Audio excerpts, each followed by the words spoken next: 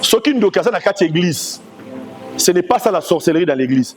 Un sorcier dans l'église n'est qu'un païen qui doit se convertir. Mais la sorcellerie dans l'église, c'est quand le pasteur ne fait pas évoluer les enfants de Dieu. Ça c'est un. Deux, quand les enfants de Dieu, malgré les efforts du pasteur, ne veulent pas évoluer. Nous sommes devenus des sorciers. Alléluia.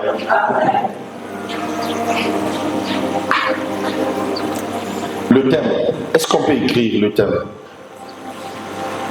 Le thème qui nous a réunis ce matin est intitulé « La fille d'Abraham ».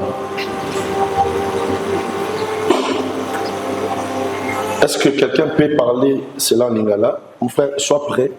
Tu parles très bien. Soyez prêts. N'interprétez pas tout, mais s'il y a quelque chose que j'aimerais que vous puissiez dire ça en lingala, vous le dites directement. La fille d'Abraham. Mwana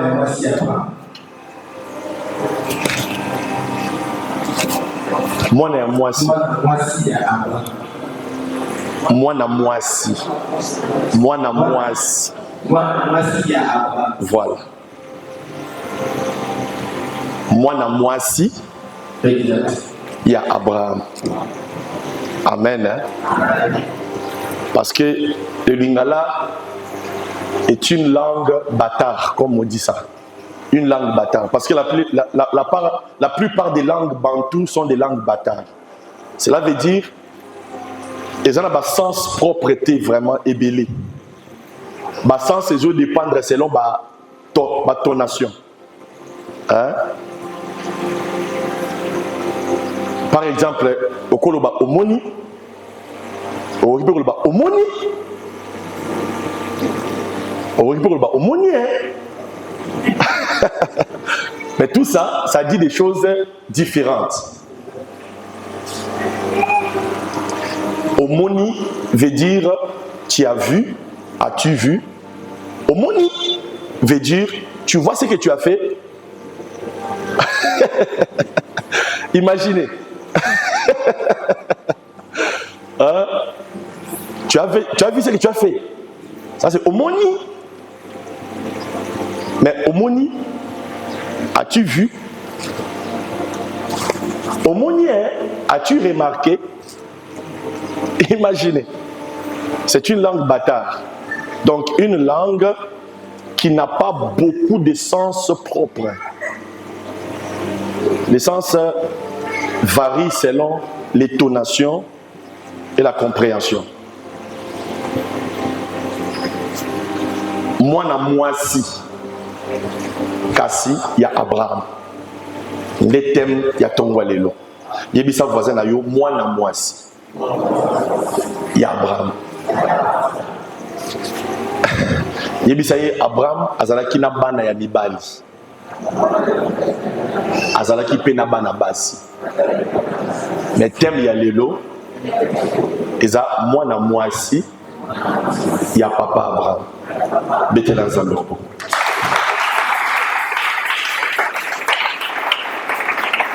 Tokotanga mokanda ya nzambe.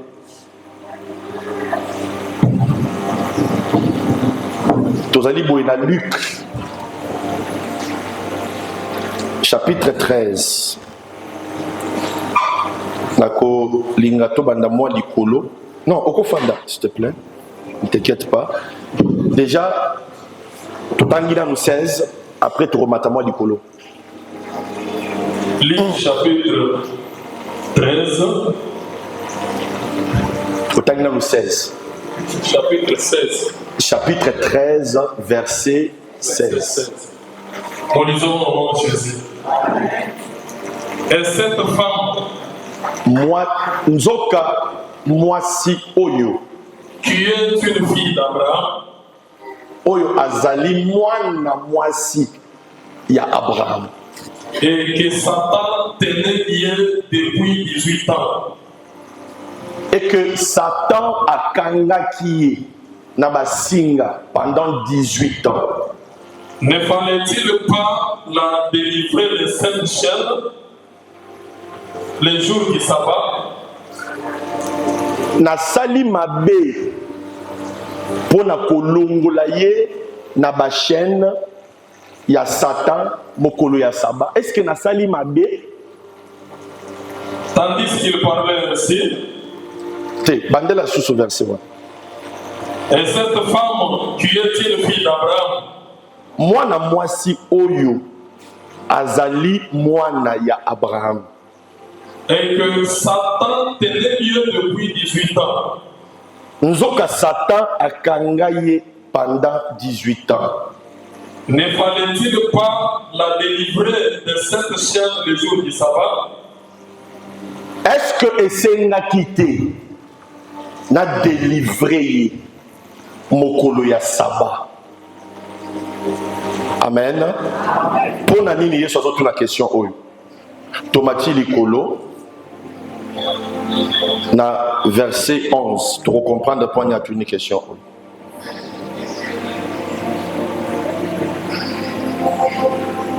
Et voici, il y avait là une femme possédée d'un esprit. Mokolo wana ezalaki na mwasi moko azalaki na molimo mabe. Qui la rendait infirme depuis 18 ans. Molimo wana ekomisaki ye infirme, cela veut dire koka. Hein? Mais azalaki mokongo kongumbama. Ekomisaki mokongo ya kongumbama pendant 18 ans. Elle était courbée. Azalaki bongo ya kongumbama mikolo nyonso. Et ne pouvait pas du tout se redresser. Akokaki konyoloka ata mokete, awa konyolusa mokongo na ye ata komokete. Lorsqu'il a vu Jésus, tango mama oyo amoni Jésus, lui adressa la parole. Jésus a ye kopesa ye mbote. Et lui dit, Yesu ayebisi ye boye. femme, mwasi, tu es délivrée de ton infirmité. yo banda lelo obiki na bokono oyo ya mokongo ya kongumba. Et il lui imposa les mains. Nde Yesu atielaki ye maboko. À l'instant, elle se redressa et glorifia Dieu. Kaka na ngonga wana mokongo na ye enyuluka. Mbala moko mwasi wana abandi kokumisa nzambe. Mais le chef de la synagogue, indigné de ce que Jésus avait opéré cette guérison un jour du sabbat, pasteur ya église wana ye asepelaki te ndenge Yesu abikisaki mwasi wana mokolo ya saba elingi koloba mokolo o ba juif basalaka mosala te selon loi o Nzambe apesaki bango pa Moïse. Selon ye il ne fallait pas babikisa mwasi wana parce que kobikisa ye eza lokola kosala mosala. Lokola epekisama ki ba juif basala mosala, il fallait qu'il paye super à la mosala. Loko la sala qui service ya délivrance mokolo wana pasteur ya église wana CP la kiti. Ayebisi o memi ba désordre ouais ko délivrer mokolo mususu.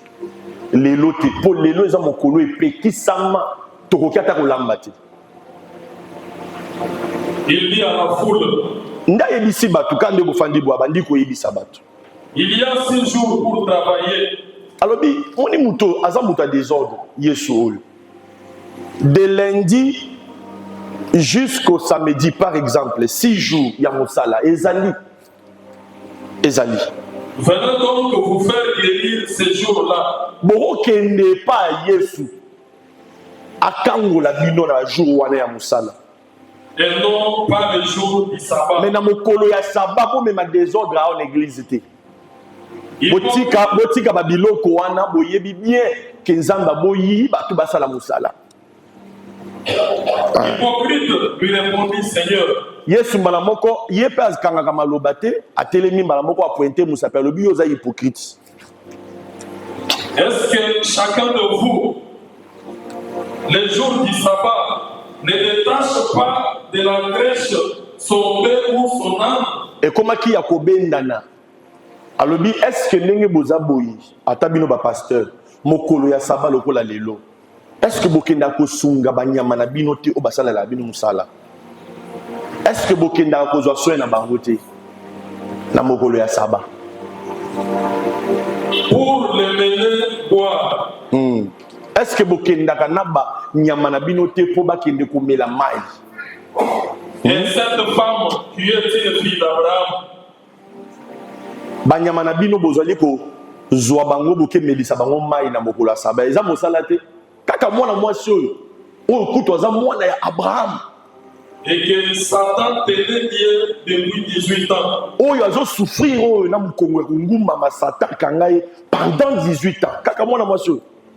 Ne fallait-il pas la délivrer de cette chaîne les jours du sabbat? Donc nga Yesu na sali mabe ndenge na délivrer ye mokolo ya saba. Oh Yesu ponza balobaki to travailler te, donc de quoi ensemble balobaki to travailler te to tika mwana na ya kufa. To ka kokangola yete. Nde débat ezalaki bon.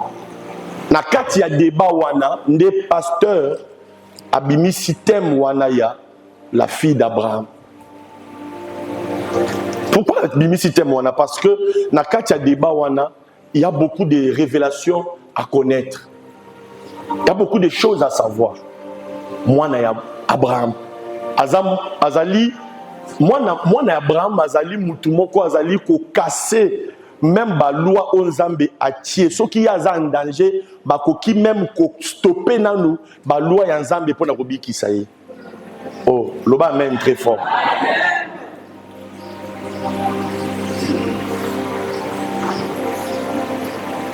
Oyebi ke ba juif babanda ko simba ebembe te. Ba juif fo bazalaki ba lévite babanda ko simba ebembe te. Parce que banda ko suyer bango, c'était une loi. Mais Jésus azalaki plus que ba lévite. Alléluia. Azalaki plus que lévite parce que so ko simba ebembe ko suyer yo. Jésus azalaki plus que lévite. Plus que. Mais il y a simba kuto ebembe te, il y a latande masumu na biso. Amen. Hein? Amen. À cause il y a yo alati masumu. Et ça na batu à cause de l'identité na bango exception et kosalem. Ce qu'on le bien amen très fort exception kosalem.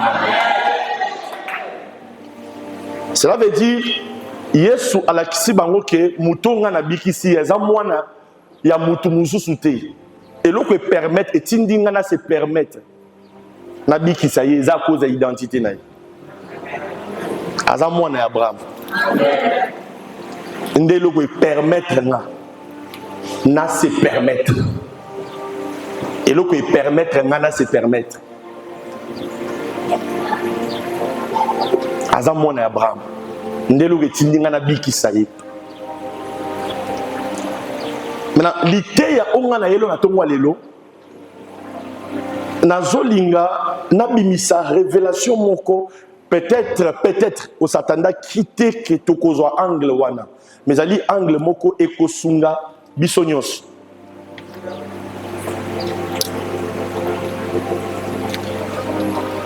Et donc liboso to remarquer na kati verset oyo tozo remarquer valeur ya identité. Amen. Valeur, il y a identité. Vous voyez que à cause identité, muto azana identité fort. A qui même ko violer loi. Identité na ye épicier audace. Il y a ko violer loi. On peut prendre Esther. Esther à l'obi, il y a une loi, mais malgré la loi, mon identité, je suis la femme du roi, j'entrerai. Ce qui n'a koti kuna, ce qui va kobumanga babumanga. Mais attention, Esther a kota ki teka po asambela ki a kota ki po azalaki mwasi ya roi. Parce que Esther azalaki la seule personne à resambela te. Ba sambela ki bango nyonso ba juif. Mais malgré la prière, c'est celui qui a l'identité qui pouvait entrer malgré la loi. Amen. Hein? Ce qui azalaki mutu mususu okufa malgré prière na. Donc il dit koloba ce qui ozana identité ya eloko wana te. Ato sambeli ndenge nini. Okozwa yango te malgré prière na yo. Par exemple, sœur oya kosa la jeune abima ba mandefu. Ekobima. Ekobima te.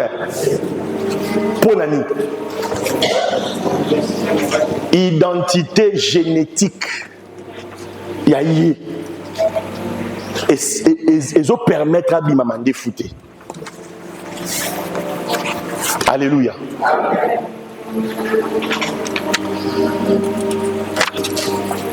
Lelo na église bato ebele oyo babongi nango te.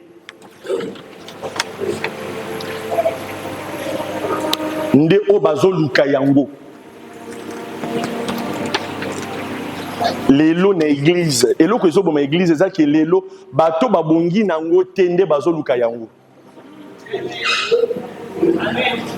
Mais o babongi nango te bazo sakana na zelu bayebi ata valeur nango te. Vous comprenez te na limbisango eza na bato babongi na ba grâce mususu te Nzambe akomela ye yango te mazali kobunda pona azkota na grâce wana. Même wana ye parce que malgré ba prière à kosala lokola ekomamela ye te na identité na ye à cause de la cas frustré. Mais eloko esa la pasi ezake ba o babongi nango bazo sakana na zelu.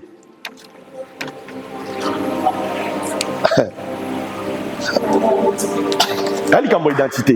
Donc yo za na identité na yango te mozo lukango mingo kolela okosambela trop. Mais ba kono identité yango ba yebi ata valeur nango te. Ba yebi ata te soki bazalaka na droit na yango. Nazoya. Pe nazo sisa ka mingi te.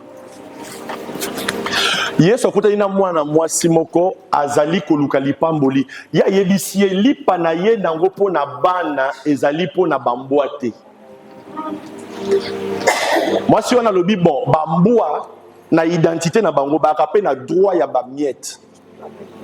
Mais loko esala mabe bana bali ata lipa ngo te babwaka ngo mobimba. La Bible dit il est venu vers les siens et les siens l'ont rejeté. Ndeloko etroubla bato. Bambwa babanda kozela ba miette po balia mais lipa mobimba ekweya. Ekweya par accident te bana batindiki. Loba men très fort.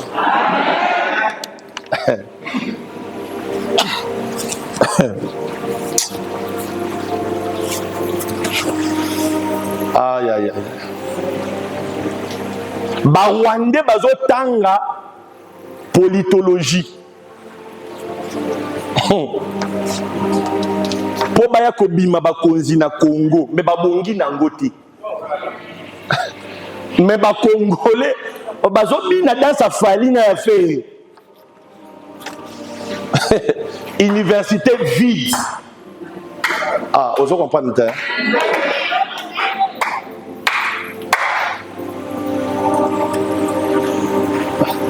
Oh non, nous avons beaucoup de Rwandais dans l'armée, mais c'est parce que bino botanga ka armée en côté. Moi na batinde na classe à kimi classe, oya maye la za na mbongo ko ta classe té. Ma seigneur so wana na lina lobaboy. Na kati ya christianisme eza monde ya identité. Soko yebi de quoi tu as droit. Si tu ne sais pas de quoi tu as droit, si tu ne sais pas de quoi tu as droit, tu vas acheter quelque chose qui te revient des droits. Soko yebite oyoyo obongi nango okosomba yango pendant que eza ya yo. Bakote ke lwango. Yesu lobi mwana mwasi aza mwana ya Abraham. Aza na kati ya identité ya bato yo tokoko bikisa bango ata mokolo ya saba. Donc cela veut dire jour wana selon la parole de Dieu. Yesu abikisa mutu mususu te kaka mwana ya Abraham.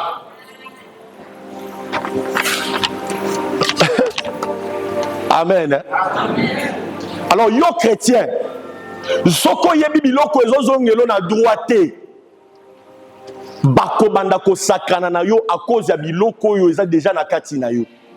Il suffit kaka o manifester yango. Par exemple, chasser les démons. Normalement, un chrétien ne devait pas participer au service de l'exorcisme. Normalement. Maman, normalement. Un chrétien, il fallait qu'il pas quoi tant à zone banakati na. One is normal. Mais son est que il y a des païens qui n'ont pas de démons, mais des chrétiens qui ont l'identité de chasser les démons ont des démons. Ce qui prince a yébité kaza prince, boy na bango ko rutinda yi. Ya ngomoni yeso lobi un prince ignorant est comme un esclave. Et ça, c'est la mawa. Pasteur, mawa. Batubayo bon de la pona bango chrétien avec l'identité de la grâce, l'identité de l'autorité, de marcher sur les serpents et les scorpions, de chasser les démons au nom de Jésus. Kaka po démon bimi na kati na yete abandu kolela pasteur. Nga sala nzambe nini? Batu nyonso bakweli nga na kwite. Nga milimo lobité. Azolela po milimo mabe lobi na kati na yete. Bien aimé, to le kisaka ata ya koyamba ba menete. Biloko mususu photo yeba yango. Et donc ça la salité. Hein? Comment est-ce que yo bako fino na kingo bengi pasteur? Normalement, chrétien comme un pasteur était pour finir na kingo. Et puis normalement, il comme une ndengeli ba finir na kingo. Na pomi. Tu as l'identité de quelqu'un qu'on ne peut pas toucher. Mais on te touche. Comment? Bon, ça va milongo, tala mulongo yaki depuis 9h, ti 17h na bayambi yote. Pour ba bengano démon. Chrétien. Car Zambi. Tokomi boendengeni. Tokomi awandengeni. Chrétien. Première chose, on a le droit de chasser les démons. Voici les miracles qui accompagneront ceux qui auront cru. Ceux qui auront cru à quoi? Hein? À la bonne nouvelle. Quand tu crois à la bonne nouvelle, tu reçois l'identité d'être accompagné par certains miracles. Premier miracle, ils chasseront les démons. C'est le tout premier et le plus petit. C'est chasser les démons. Alléluia. Le tout premier. Il n'a même pas commencé avec ils parleront en langue. Non, il a commencé avec ils chasseront les démons.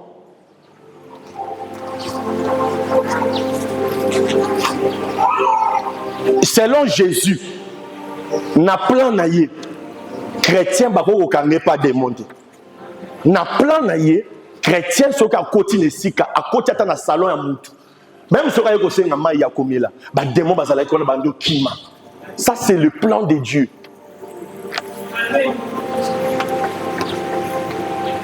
Mais le kolo yebi yango te. Ba chrétien mususu ba yebi yango.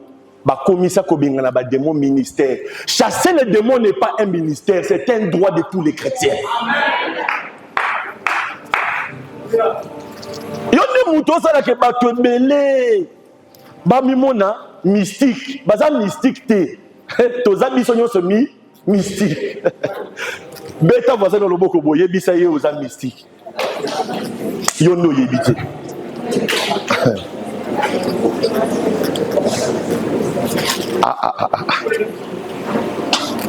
Deuxième chose, la douane en haut, c'est guérir les malades. C'est un problème d'identité. La fille d'Abraham. La fille d'Abraham, c'est un thème qui parle de l'identité, qui permet à quelqu'un d'être éligible à certains droits, comme le droit d'être guéri le jour du sabbat. Maintenant, toi, tu n'es pas la fille d'Abraham. Toi, tu es celui qu'on dit à tout celui qui croit, il lui donne l'identité de devenir enfant de Dieu. Toi, tu n'es pas la fille d'Abraham, toi, tu es enfant. Hein?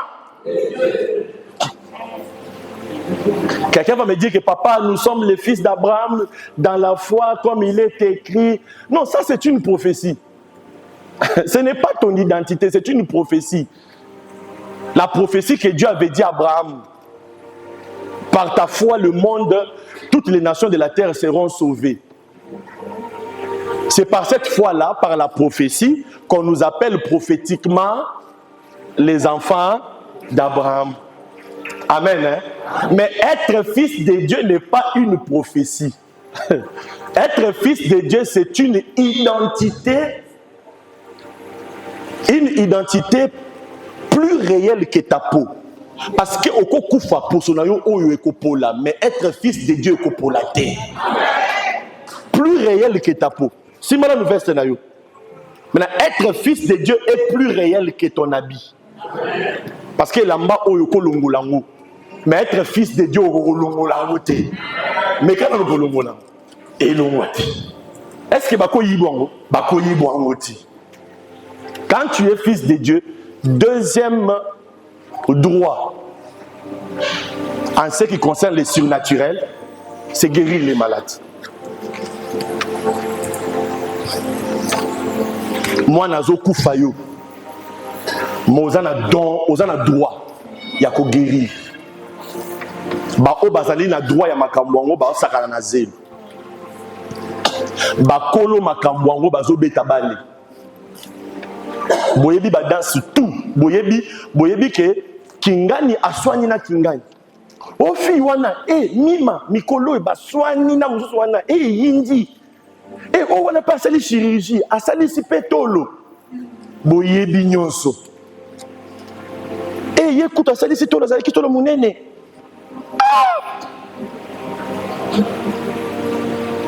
Omoni mikolo ndinga ye munene asali si pe.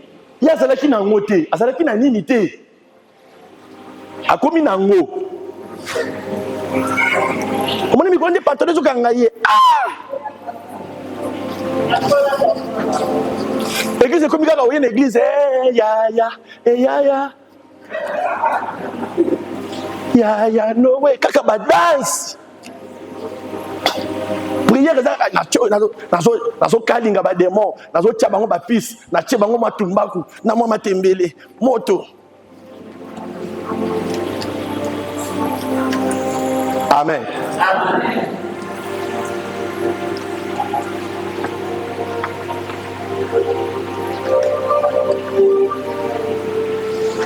Il y a des identités qui te donnent droit. Aussi longtemps que tu as une identité ou un athée. Okozo ba droit biloko mosusu te. Ba apôtre bazotu na Yesu eloko nini toko sala poto benga na ba démon lokola yo. Alobi ba race ya ba démon oyo. Eza na identité moko bazwa kango kaka na jeûne et prière. Alléluia. Donc oko benga na démon akena lifelo ba tunyo ba benga nyo ndere ya Bible na kutani na mutu a jeûne et prière. Alobi na banda ko kutana na ba tunyo so mais tout oyo na kutani na mwasi moko ya jeûne et prière. Omoni païen ata sali jeûne et prière akoko aux autorités akobenga na démonter ezo bandana na identité. Mais ça na ba pasteur ebele ba pasteur païen atikala kondimela nzambe te akoma passer pour na cop. Lokola tangi ka likambo jeûne et prière ye wana bangomba na ezaka ka nkolo bakisanguya nkolo maza na identité te yango na esale magati afentaka kaka reçois maintenant les démons sont en train de sortir bafle ya pamba et peut-être yola okwei ozolenga nini eloko esaleni te. Ok, vérifier c'est la recette. Oh, pasteur, tango ba fait ça les caca pou. Là qui le la chair des poules. Yemi sa voisin là yo kindoki.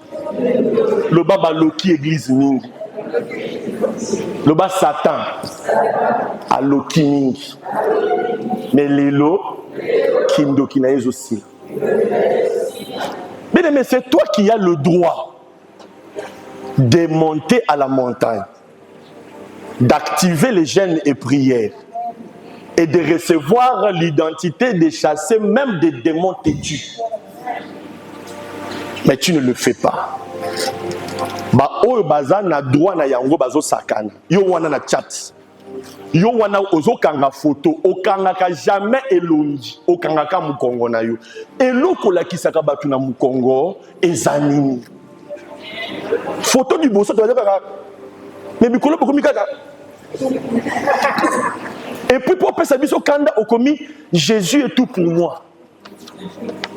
Mais je vous pose la question, pourquoi vous bakisaka verset biblique? Ce qui bokangi ba photo na bino mabe.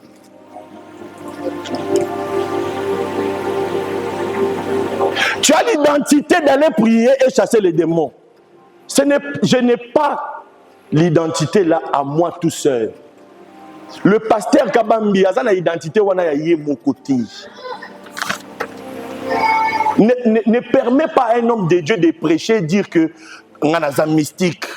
Moi, je suis l'anti-démon. Chaque chrétien est un anti-démon. Tu dois connaître ton identité. Tu dois prier. Alléluia. Chrétien respire à la vie de prière. Chrétien. Chrétien respire à la vie de prière. Amen. Hein? Chrétien, il faut oh, alléluia, fresh power. God, I'm calling you now. Can you give me some power? Can you give me some angels?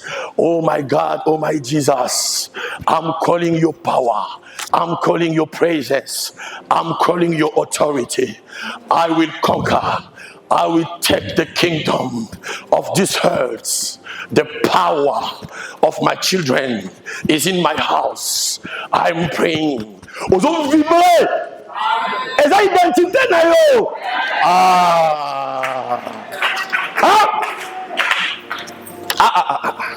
Oloti ba ofino na kingo la muko be oye linga ite oye komeka muto mabe osimbi kingwa mabe maboko wana izo AVC amen therefore o sakana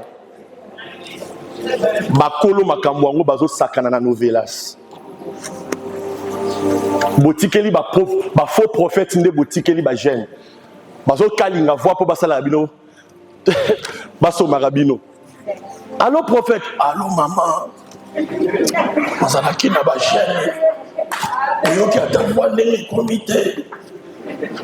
Oh my daddy, my prophet.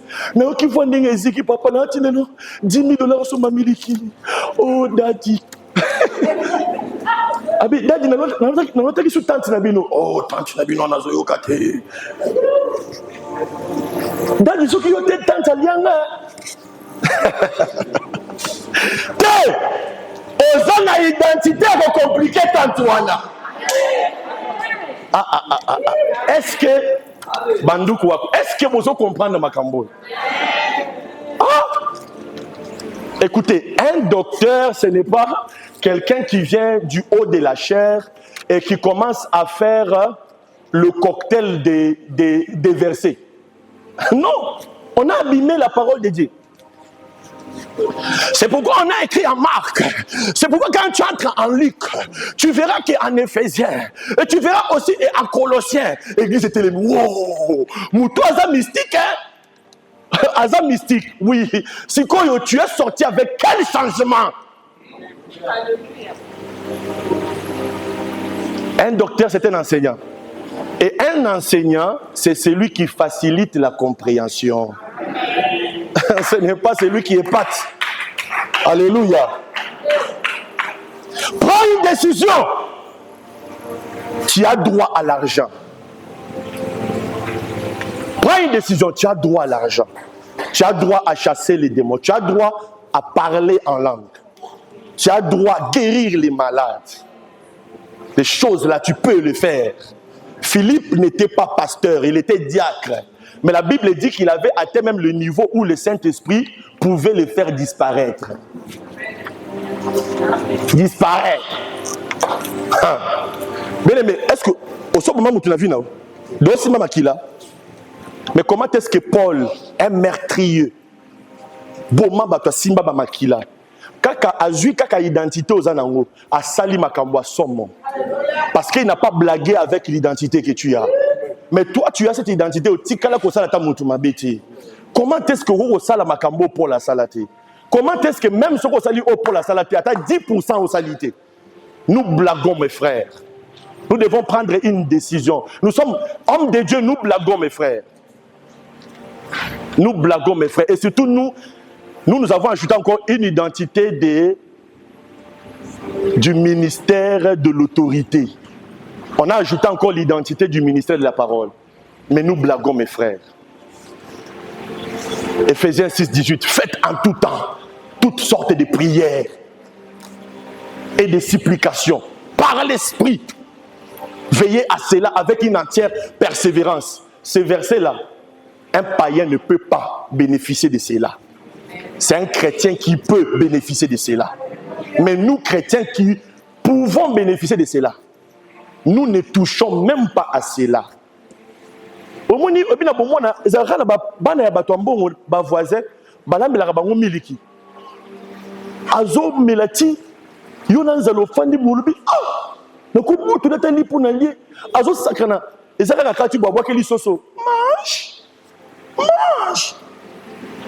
Maman a le dit, Robert, arrête de gaspiller les pains. Ah oui, maman, je mange. Alors, il faut que nous moukate. On le dit, ça va faire ça, on a expliqué. Nengue badia kadi po dingi siangu na miliki. Et absorber dans le miliki. So kata mo bimba miliki kwe mo na gauche droite bakata ba coin. Ozo lota fufu lo bia nzamba kitata fufu awa. Bino wana bana mikolo ba yedi ngote. Mo kuta bano bazo pesa fufu ba sakana na fufu. Abiso to sakani na christianisme. Un chrétien même il y a agini. Wapi chrétien mona mukie makasa. Neti oyo.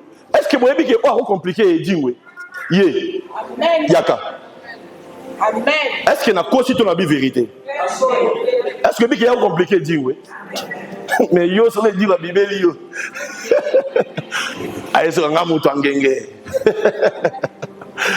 Oko fika ta crise. Amen. Ah!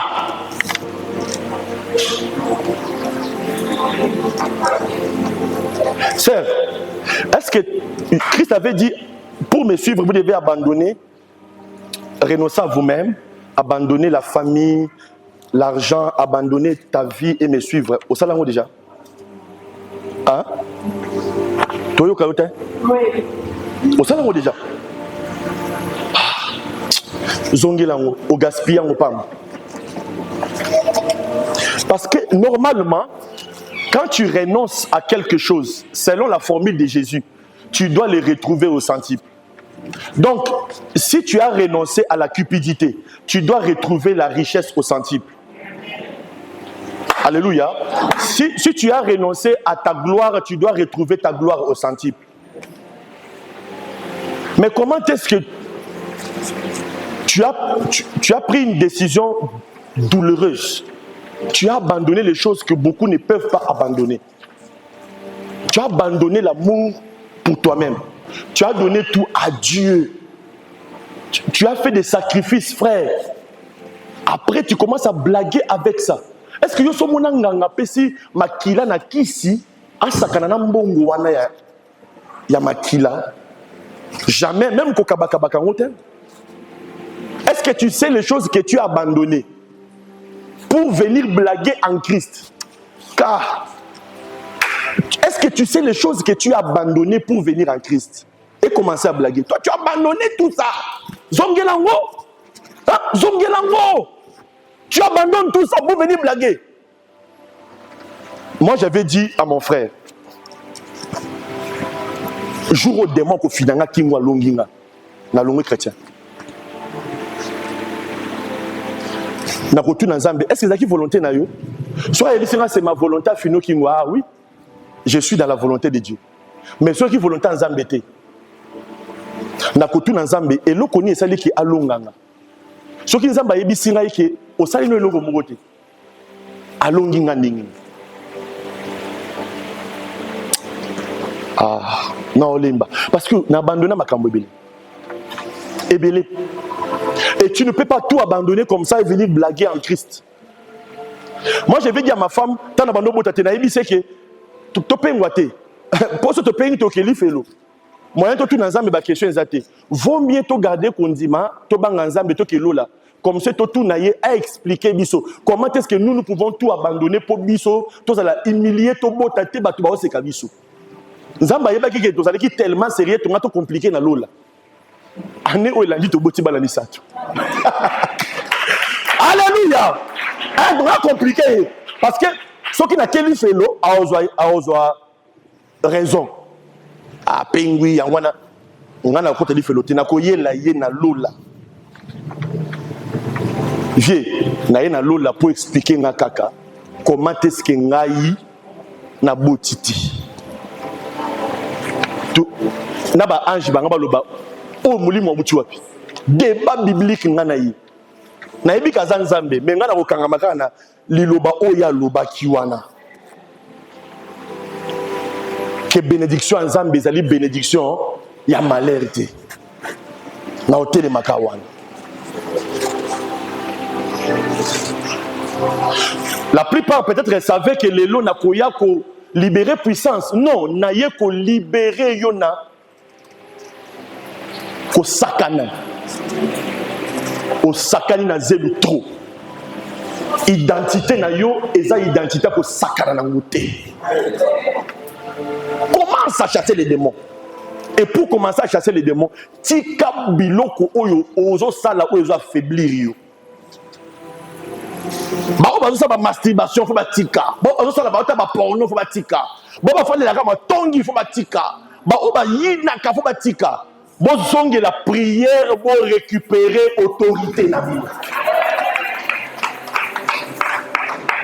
Ce qui a bika qui pose à fille d'Abraham. Yo il faut bien na ba démon parce que tu es fils de Dieu. Yo il faut tambola likolo ba scorpion na ba serpent parce que tu es fils de Dieu. Yo il faut guérir ba malade. Yo il faut ça la succès na quartier na bino. Aussi longtemps na lo sali succès na quartier na bino te cause à la à l'aise te.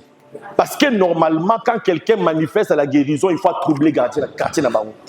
Parce que mon guérison, il y a voisin, à côté la voisin, monsieur du solo. Voisin, monsieur soit koya, à bako. Au comment la mouki na tongo pour bosser boyer, libanda déjà plein. Aux pasteurs, aux chrétiennes. Kaka parce que au en valeur identité na yo. Ce qui te en valeur identité na biso. Tokozanga ici ka ko tambolela. Okozanga ici ka kotambolela. Bakotuna qui est cet homme-là? Pourquoi les gens le suivent comme ça? On va dire il est le fils de Dieu. Ce qui Jésus le baki, c'est la fille d'Abraham. Yo, au moins il on a quitté qui na Canada. Ba yeko yambanga bato belé na aéroport. Ba congolais bata désordre. Makelele. Aéroport à Mindele. Ba policier ba yé c'est qui là? Est-ce que c'est le est-ce que c'est un prince en Afrique, un fils du président ou soit un nouveau président? Pas le bité, c'est un pasteur. Un pasteur? Et pourquoi les gens font des bruits comme ça? Et pourquoi il faut troubler? Non, ils font des bruits parce que quelqu'un qui a mis en valeur l'identité chrétienne est descendu au Canada. Il a commencé à faire des choses. Quand on a un aéroport, maman m'a appelé Singa Rambote, on a PC Bote Furba Kata Kochi, Belekete Kochi, a senti l'esprit de mort. Pas, on a PC Bote Bo. Le bien est un aéroport Keba. Mais il dit, yo moni le fanda fandi. Allez à la Kenya. Pas quand on a soit koya. Amen. Pesa faisait un beauté. On dit quand on pèse mbote wana, il faut bando pèse ba tumoto, pèse mbote bo esprit ma be bimi fou. Alléluia. On pèse mutu mbote bo esprit pauvreté famille ba ngwe bibi wa. Parce que tu es le fils de. Alléluia. Normalement, il faut, au moins quartier, il faut être fidèle à l'église, il faut quartier. Koto au Katamboli, Koto avec la monnaie, Koto, qu'est-ce qui se passe? Au Tikabilo, Kouana, aux autres qui ont des babandi, au Tandavina, Kena est professeur, au Télémi. Maman, n'a pas cancer. Dans la famille, il y a un cancer à Zate. Nana mona yo ko tanga cancer ya maman na binoté. Kaka ya maman na biso. Amen. Parce que j'ai vu beaucoup de gens critiquer le pasteur Marcelo. Question dans les mon corps. Pasteur Marcelo Loba, vous prophétisez dans le maman pe ya bino. Ya biso pe pas paiement. Ya mala bangoka maman, j'ai vu quelque chose pour toi. Je viendrai à la maison. Et comme ça, il y a un IP vient à la main, à la maison. Bon, dans l'ensemble, il y a combien d'instruments? Il y a manipulation, il y a des pommes. Nous avons des pommes ici, pommes de power. Quelle power? Hein? Dans mon identité, il y a une phrase qui dit que je vous ai donné le pouvoir de marcher sur les serpents et les scorpions. Non, moi, tu as une pomme. Tu as marché quoi? Utakopangusanga sapato yo. Akomona onction ya poussière ya sapato nanga.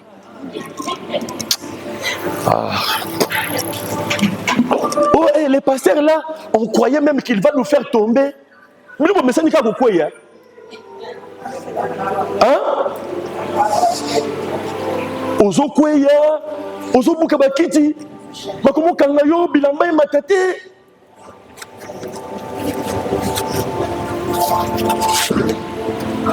Changez. Hein? Ou bien c'est pas ça? Oh. On a l'autre de $100. On t'a donné le pouvoir de marcher. TikTok, Instagram, Facebook, Novelas, Applis. C'est magique. Oh. Mais c'est quoi ça? Oh. Et vous, mes frères, vous les chantres, est-ce que tu sais que Naba chantre, bateau bazar na étoile ba million bazar. Oh.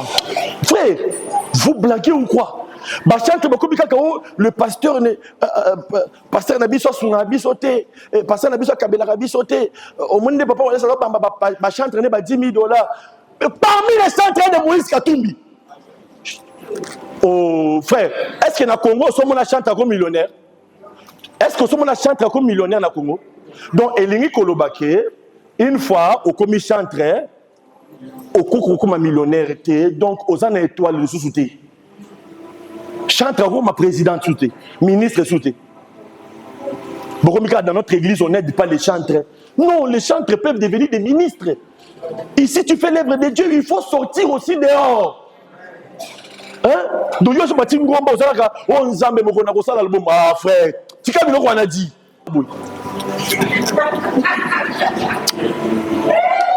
Jamais au Sambela, on Zambé, on attend la licencié, on a cause de Moussala. Là, comme appelle honorable, ah, laisse ces choses-là, frère. Bon, le pasteur là, il est venu ici, il s'est fâché contre nous, il nous a grondé. Il a fait passer l'air. On est sorti à 13h. Il avait dit qu'il va prêcher pendant 10 minutes. Il a dépassé. Amen. Et puis il est parti. Ah. Dernière phrase d'Anga. Ce qui nous occasionne à 4 églises, ce n'est pas ça la sorcellerie dans l'église. Un sorcier dans l'église n'est qu'un païen qui doit se convertir. Mais la sorcellerie dans l'église, c'est quand le pasteur ne fait pas évoluer les enfants de Dieu. Ça c'est un. Deux, quand les enfants de Dieu, malgré les efforts du pasteur, ne veulent pas évoluer. Nous sommes devenus des sorciers. La lumière du monde, tu connais ton identité. Oh, il y a Abraham va violer même loi à cause de toi, la lumière du monde. Bah, chez mes famille, papa, vous dites mon logique. Hein? Et mais tout le monde est là, il est ici, mais vous n'y avez pas. Si madame, n'allez na l'autre monde a voisin bah Kalinge Kingo. Et pardon. Na l'autre on lui sous-souté. Ah, tombe dans le bord bisikoza. Loba ba kolia mutu bisika na zate. Ba kolia mutu na lupango na ngate. Je suis la lumière du monde. Identité na ngai za makasi. Loba je récupère mon identité. Je récupère.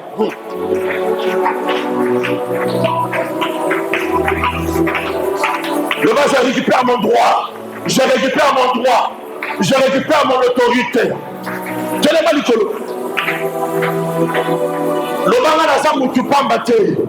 je suis la lumière du monde. Je suis le sel de la terre. Je suis le chasseur des démons. Le guérisseur des malades. Selon la parole de Dieu. Banda que déclarer ma cambo ensemble à l'identité. Amen.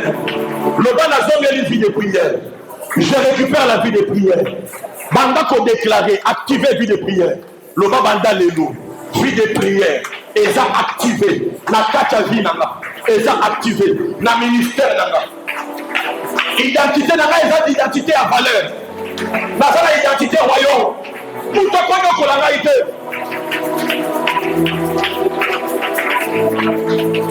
J'active la vie de prière. Power, power, power, power. Power, power, power, power. Power, power, power, power.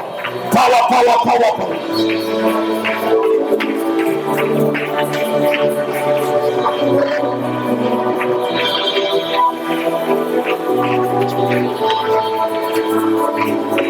Amen. Le bas, je prends la décision de ne plus jouer avec mon identité. J'ai droit à beaucoup de choses en Christ. J'ai droit à chasser les démons, à guérir les malades, à ressusciter les morts, à parler en langue, à recevoir des dons du Saint-Esprit.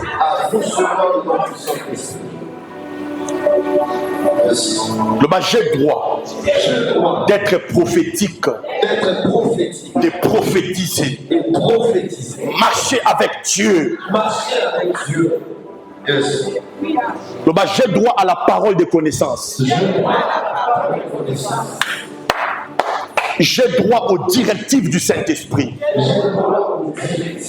C'est dans mon identité. Ça la concentrer.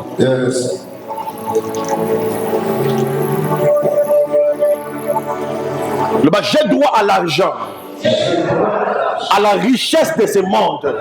C'est mon droit.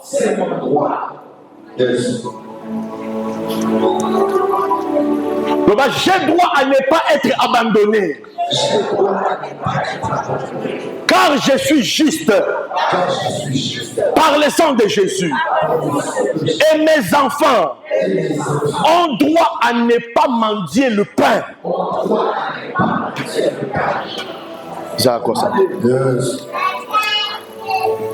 Le bas, je suis la lumière de ce monde. Je dois de briller, éclairer dans mon entourage.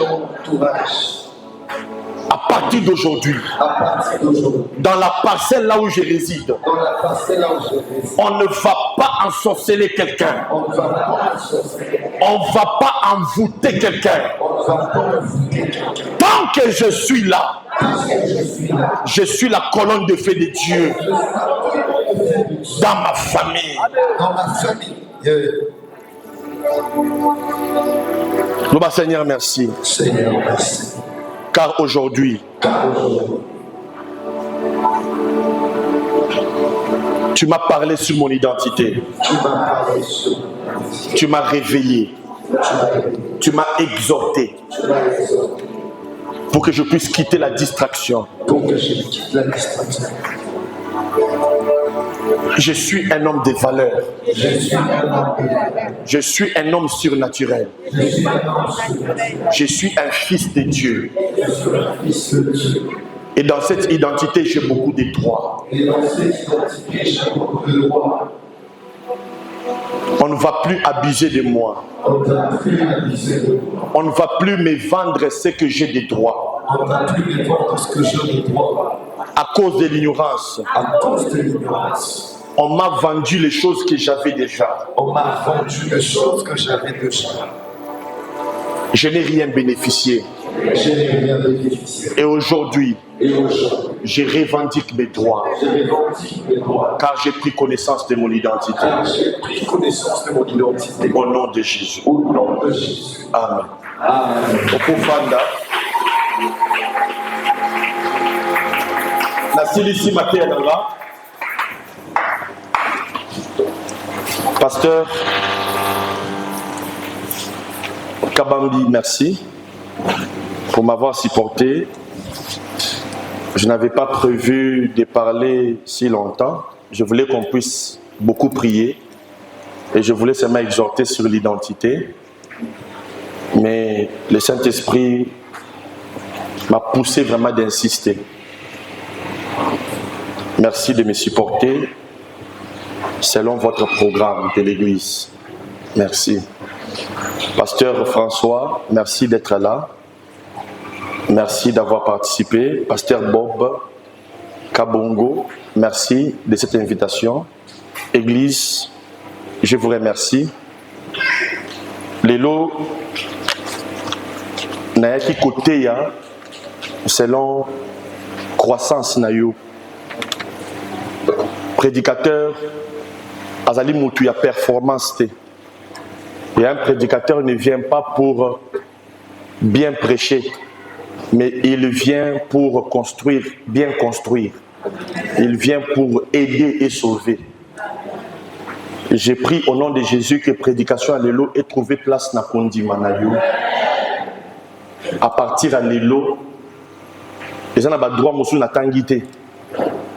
Va tout lire. Et je demande au pasteur, s'il te plaît, de faire même une liste de droits des enfants de Dieu liés à leur identité et leurs données. Ce qui les lots, prophètes, évangélistes, apôtres, faux hommes de Dieu, ils ont abusé et ceux qui ont abusé c'est parce que nous ne connaissons même pas de quoi on a droit. Nous ne connaissons même pas ce qu'on peut activer en nous et comment activer cela. Il y a des chrétiens qui ne savent même pas qu'ils ont le Saint-Esprit. On les a dit qu'ils ont le Saint-Esprit, mais ils ne savent pas qu'il en a. Il y a même des chrétiens qui ne savent pas qu'ils sont sauvés. On lui a seulement dit qu'il est sauvé. Alors je voulais partager avec vous, selon le programme, je devais vraiment faire des services, tout ça, prier pour les gens. Mais j'ai compris que la vérité, c'est seulement la vérité qui rend libre. Vous découvrirez la vérité et la vérité vous affranchira. Merci beaucoup. Ce qui nous occasionne à quatre églises, ce n'est pas ça la sorcellerie dans l'église. Un sorcier dans l'église n'est qu'un païen qui doit se convertir. Mais la sorcellerie dans l'église, c'est quand le pasteur ne fait pas évoluer les enfants de Dieu. Ça c'est un. Deux, quand les enfants de Dieu, malgré les efforts du pasteur, ne veulent pas évoluer. Nous sommes devenus des sorciers